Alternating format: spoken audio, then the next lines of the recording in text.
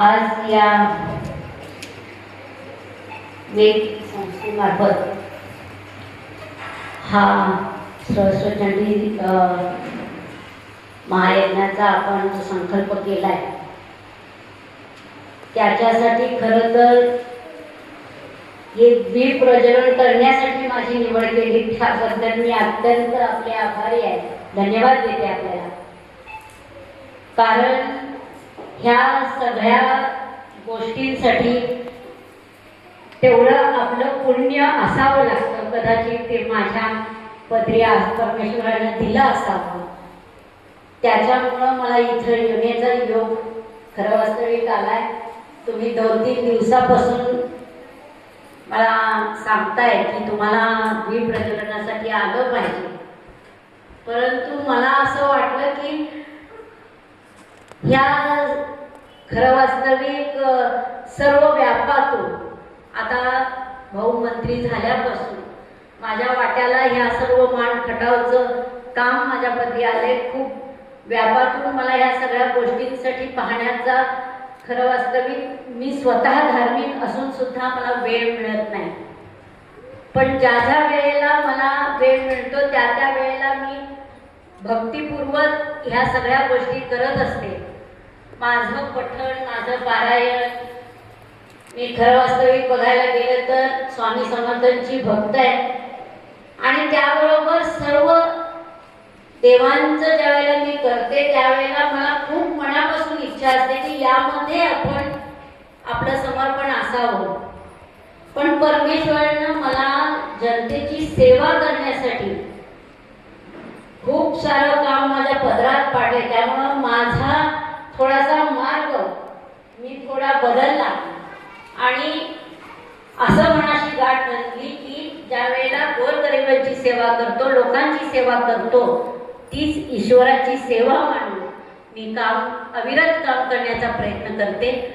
आणि ते करत असताना कायम एक नामस्मरण जप माझ्याकडं नेहमी असतो आणि तो जप करत असताना, ते नामस्मरण करत असताना माझ्या हातून खूप चांगल्या गोष्टी घडत जातात. याच्यासाठी मला नेहमी ईश्वराची असे आभार मानायचे की आजपर्यंत कुठलंही चुकीचं काम घडलंच नाही आणि ते घडू नये म्हणून मी नेहमी प्रयत्न करत असते. आणि या सर्व गोष्टीतून परवा दिवशी आम्ही हरिनाम पाठाच्या सुरुवात माझ्या हस्ते झाली.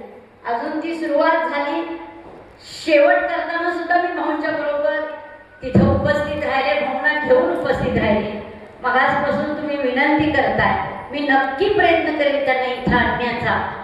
आता कसं आणता येतं ते आता माहिती नाही माझं कसं पूर्ण होतंय ध्येय, पण प्रयत्न नक्की करेन त्यांना घेऊन येण्याचा. कारण त्यांना सुद्धा एक प्रचंड दैवी शक्ती, खटावकर गुरुजी तुम्हाला मी अगदी सांगते की त्यांच्याही पाठीशी खूप मोठी दैवी शक्ती आहे आणि त्या माध्यमातून आपण ह्या मान खटावची आपण सेवा करतोय, पूजा करतोय. आणि खरं सांगू का, हे सगळं पठण, हे सगळं पूजा, ह्या सगळ्या हे सगळे जे योग आपण घडवून आणतोय याच्यासाठी या मान खटावचं तुमच्या मार्फत खरं वास्तविक खूप चांगलं असं जडणघडण निर्माण होतंय.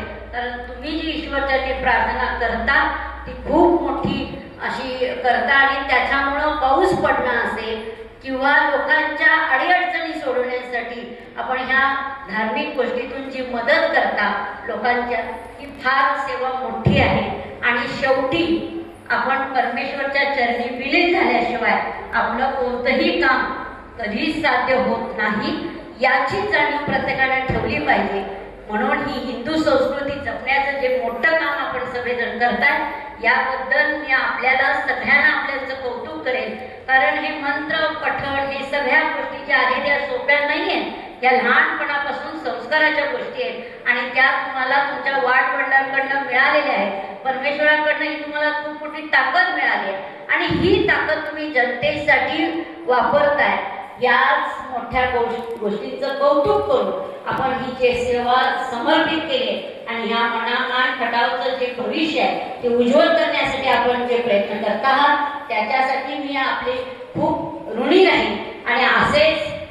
घडून यावे अशाच या नवचंडी असू दे किंवा माझ्या घरी सुद्धा मी या सगळ्या गोष्टींचं आयोजन करत असते, पण ते माझ्या सोयीनं करते. हा अधिक मास 3 वर्षांनी इथे येते, कारण ह्या त्या वेळेला करणं गरजेचं असतं. पण मी माझ्या सोयीनुसार, माझ्या आत्मिक समाधानासाठी, माझ्या सुखासाठी, माझ्या परिवाराच्या सुखासाठी आणि त्यातून मान खटावच्या हे आमचं जे कुटुंब आहे त्या कुटुंबासाठी मी आवर्जून करण्याचा नेहमी प्रयत्न करत असते. आणि ते करत असताना मला फक्त वेळ काल पाहता येत नाही. कधी शक्य झालं तर आपण सगळ्यांनी मिळून माझ्या घरी हे आयोजन करावं अशी मी आपल्याला विनंती करते. आणि परत एकदा तुमच्या ह्या कामाला खूप शुभेच्छा देते आणि परमेश्वराच्या चरणी खूप मोठी प्रार्थना करते की यातून आमच्या मान खटावचं भविष्य, जिल्ह्याचं भविष्य, पर्यायानं महाराष्ट्राचं भविष्य उज्ज्वल व्हावं एवढी विनंती या परमेश्वर चरणी करून आपण जी सेवा करताय याबद्दल परत एकदा आपल्या सगळ्यांना शुभेच्छा देऊन थांबते. जय हिंद, जय महाराष्ट्र, जय हो.